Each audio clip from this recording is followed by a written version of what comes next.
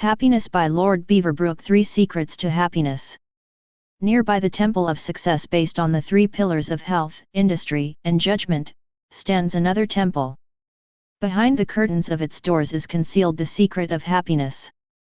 There are, of course, many forms of that priceless gift. Different temperaments will interpret it differently. Various experiences will produce variations of the blessing. A man may make a failure in his affairs and yet remain happy. The spiritual and inner life is a thing apart from material success. Even a man who, like Robert Louis Stevenson, suffers from chronic ill health can still be happy. But we must leave out these exceptions and deal with the normal man, who lives by and for his practical work, and who desires and enjoys both success and health. Granted that he has these 2 possessions, must he of necessity be happy? Not so. He may have access to the first temple, but the other temple may still be forbidden him. A rampant ambition can be a torture to him. An exaggerated selfishness can make his life miserable, or an uneasy conscience may join with the sins of pride to take their revenge on his mentality.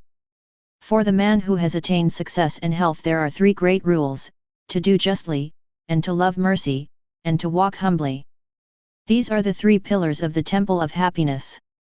Justice, which is another word for honesty in practice and in intention, is perhaps the easiest of the virtues for the successful man of affairs to acquire. His experience has schooled him to something more profound than the acceptance of the rather crude dictum that honesty is the best policy, which is often interpreted to mean that it is a mistake to go to jail. But real justice must go far beyond a mere fear of the law, or even a realization that it does not pay to indulge in sharp practice in business. It must be a mental habit, a fixed intention to be fair in dealing with money or politics, a natural desire to be just and to interpret all bargains and agreements in the spirit as well as in the letter. The idea that nearly all successful men are unscrupulous is very frequently accepted. To the man who knows, the doctrine is simply foolish. Success is not the only or the final test of character, but it is the best rough and ready reckoner. The contrary view that success probably implies a moral defect springs from judging a man by the opinions of his rivals, enemies, or neighbors. The real judges of a man's character are his colleagues. If they speak well of him, there is nothing much wrong. The failure, on the other hand, can always be sure of being popular with the men who have beaten him. They give him a testimonial instead of a check. It would be too curious a speculation to pursue to ask whether justice, like the other virtues, is not a form of self-interest. To answer it in the affirmative would condemn equally the doctrines of the Sermon on the Mount and the advice to do unto others what they should do unto you. But this is certain: no man can be happy if he suffers from a perpetual doubt of his own justice. The second quality, mercy, has been regarded as something in contrast or conflict with justice. It is not really so. Mercy resembles the prerogative of the judge to temper the law to suit individual cases. It must be of a kindred temper with justice, or it would degenerate into mere weakness or folly. A man wants to be certain of his own just inclination before he can dare to handle mercy. But the quality of mercy is, perhaps, not so common in the human heart as to require this caution. It is a quality that has to be acquired. But the man of success in affairs ought to be the last person to complain of the difficulty of acquiring it. He has in his early days felt the whip hand too often not to sympathize with the feelings of the underdog. And he always knows that at some time in his career he, too, may need a merciful interpretation of a financial situation. Shakespeare may not have had this in his mind when he said that mercy blesseth him that gives and him that takes, but he is none the less right. Those who exercise mercy lay up a store of it for themselves. Shylock had law on his side, but not justice or mercy. One is reminded of his case by the picture of certain Jews and Gentiles alike as seen playing roulette at Monte Carlo. Their losses, inevitable to anyone who plays long enough, seem to sadden them. M. Blanc would be doing a real act of mercy if he would exact his toll not in cash, but in flesh. Some of the players are of a figure and temperament which would miss the pound of flesh far less than the pound sterling.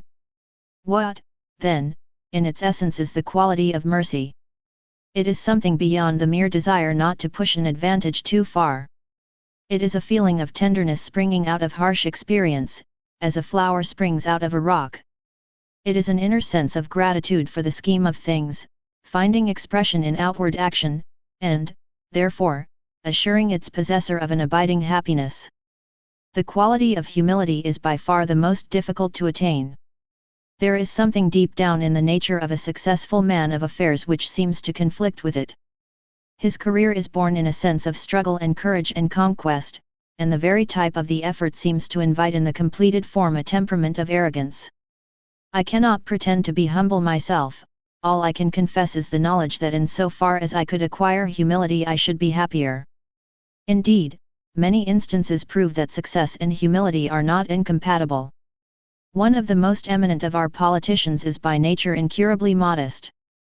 The difficulty in reconciling the two qualities lies in that perpetual presence of self to self which, though common enough in men of great ambition and ability, never ceases to be a flaw. But there is certainly one form of humility which all successful men ought to be able to practice. They can avoid a fatal tendency to look down on and despise the younger men who are planting their feet in their own footsteps. The established arrogance which refuses credit or opportunity to rising talent is unpardonable. A man who gives way to what is really simply a form of jealousy cannot hope to be happy, for jealousy is above all others the passion which tears the heart. The great stumbling block which prevents success embracing humility is the difficulty of distinguishing between the humble mind and the cowardly one. When does humility merge into moral cowardice and courage into arrogance? Some men in history have had this problem solved for them. Stonewall Jackson is a type of the man of supreme courage and action and judgment who was yet supremely humble, but he owed his bodily and mental qualities to nature and his humility to the intensity of his Presbyterian faith. Few men are so fortunately compounded. Still, if the moral judgment is worth anything, a man should be able to practice courage without arrogance and to walk humbly without fear. If he can accomplish the feat, he will reap no material reward, but an immense harvest of inner well-being. He will have found the blue bird of happiness which escapes so easily from the snare. He will have joined justice to mercy and added humility to courage, and in the light of this self-knowledge he will have attained the zenith of a perpetual satisfaction.